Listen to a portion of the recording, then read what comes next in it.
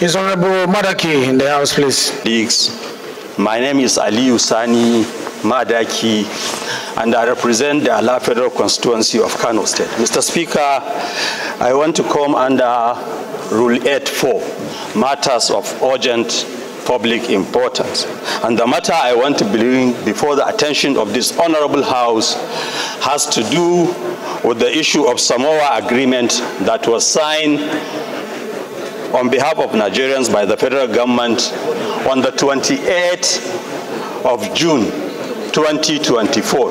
It was alleged that some clauses in the Samoa Protocol involves LGTB, and that has caused a lot of tension and apprehension in every part of the country. So I believe it is important we discuss that. I'm therefore appealing that we suspend the relevant rules so that we may discuss it now. I so submit, Mr. Speaker. Honorable colleagues, I'm Barrister Muhammad Bello Shehu. I'm representing the people of Fege Federal Constituency, and I rise this morning to second the first leg of the motion as ably moved by my leader, Honorable Ali Madaki. Thank you. Alleged controversial Samoa Partnership Agreement by the federal government. The House notes that on June 28, 2024, the federal government signed what is known as the Samoa Agreement with the European Union, EU, to boost food security and inclusive economic development among other vital areas.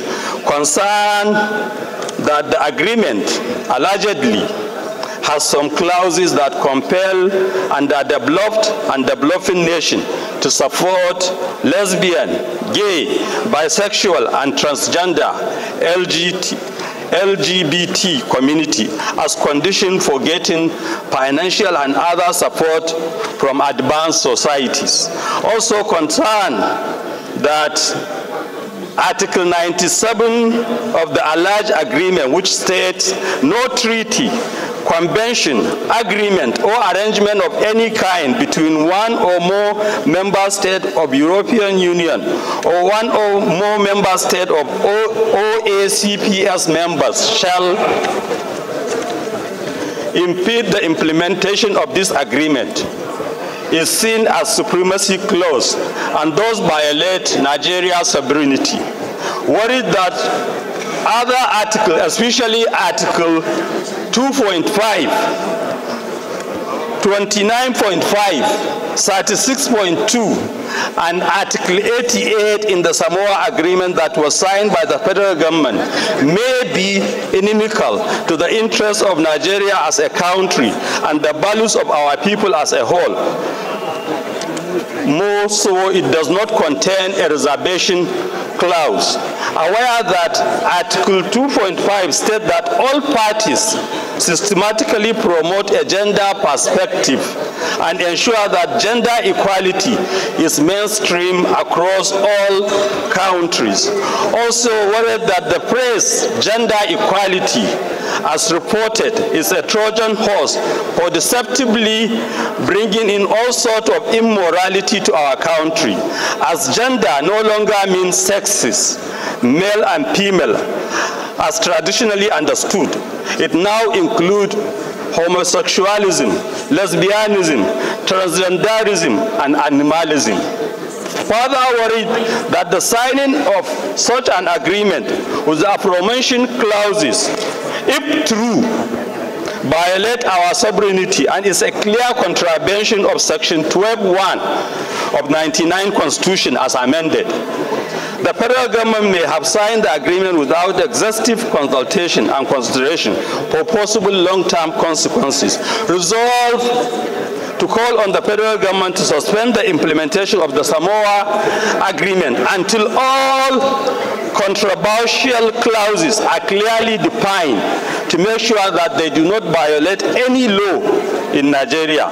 Mandate the Committee on National Planning and Economic Development, Justice, Treaties, Protocols, and Agreements to interface with the relevant agencies to resolve all gray areas in the agreement and report back to the House within 4 weeks.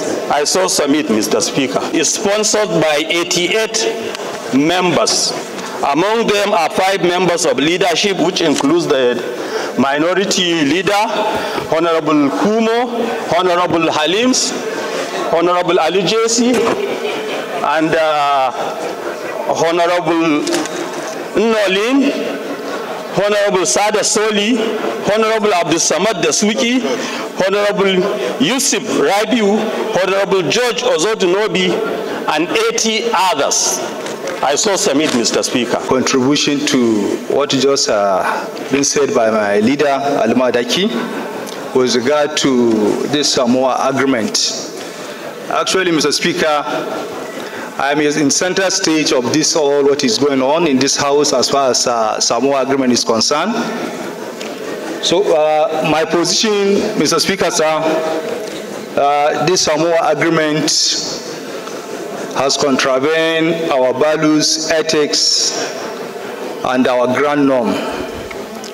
And Mr. Speaker, sir, by allowing this Samoa Agreement as is speculated, it will promote ill behaviors, erode our morals, our ethics, and our religious standing as a nation, Mr. Speaker, sir. And it equally go further in institutionalizing immorality as a code of conduct in this nation. So I call upon this House to consider this motion of urgent public importance as moved by my leader, Aliyu Madaki, and allow the legislature to do the needful as far as this Samoa Agreement is concerned. Thank you, Mr. Speaker. I believe that the public has been misled over time about the Samoa Agreement. Let me not waste the time of this House, but state very clearly, there is no portion of that agreement that talks about LGBTQ or 150 billion. Hold on, let me finish. If you have it, bring it out here. I'll show it. In fact, 3 ministers have come out, including information, budget, and planning, in public to say there was nothing like that in the agreement. Go and Google your media. You will see the agreement, you will see it there. That it was never mentioned, it was never discussed. There is nothing like lesbian rights or gay rights. It is about human rights, environmental protection, and trade agreements, period. How on earth, if you have the agreement, bring it out here. There is nothing like that in that agreement. Mr. Speaker, I would like to speak very briefly about some of the contents of this Samoa Agreement. Mr. Speaker, this agreement has certain clauses that happens to be in variance with our way of life. We are Africans, we are not Westerners. We have our laws, we have our way of life, we have our way of doing things. And as far as I'm concerned, this issue of human rights, which Nigeria does not in any way violate, should not be implicitly enshrined into this agreement and members representing the people. This is the people's house. This is the people's parliament. We stand here in my own right. I represent over 1.something million people from Aba. And I have been told that this particular human rights clause happens to be reprehensible, abominable, and we do not intend to stand for it. Do I speak the minds of my people here? Yes. Yes. So, Mr. Speaker, we cannot continue to do things that do not align or that is... Can you hear me? Yes. Go ahead. We cannot continue to engage in contrived way of governance, cosmetic way of running government. Let us focus on the issue.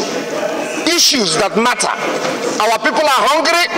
Yes. Our people are starving. Yes. People cannot buy food. There is insecurity. Yes. There is no light in the country. Industries are not growing. Let us tell ourselves the truth.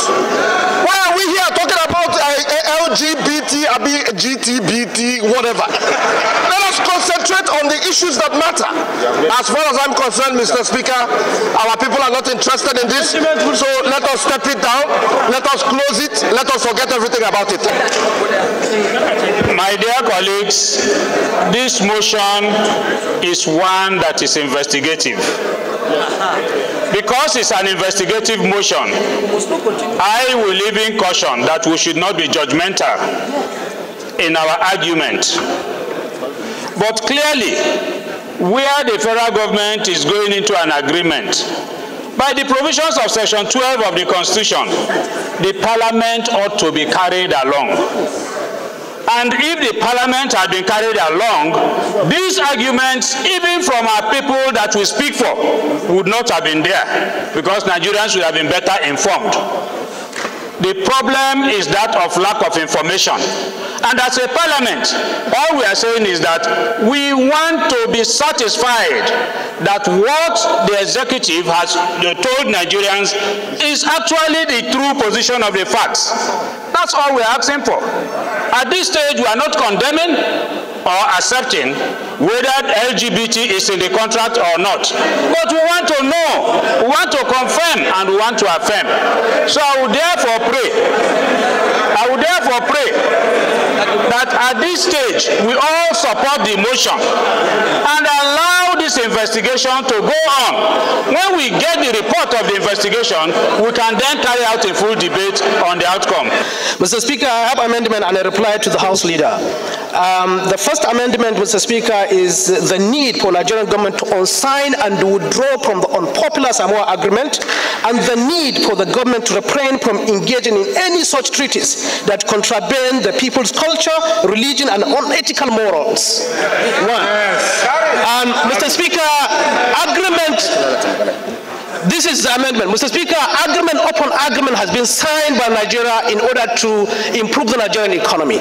But Mr. Speaker, everybody knows that instead for the economy to progress, it's now retrogressing like a wildfire.